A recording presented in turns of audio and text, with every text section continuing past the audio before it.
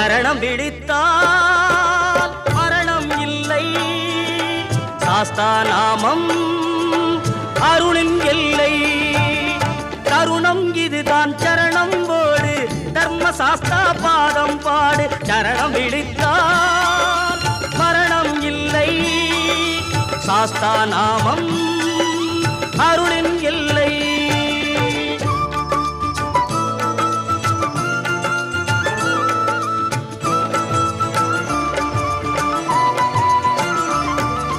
காக்கும் தெய்வம் திருமால் நாமம், கருணை செய்யும் ஈஸ்வர நாமம்.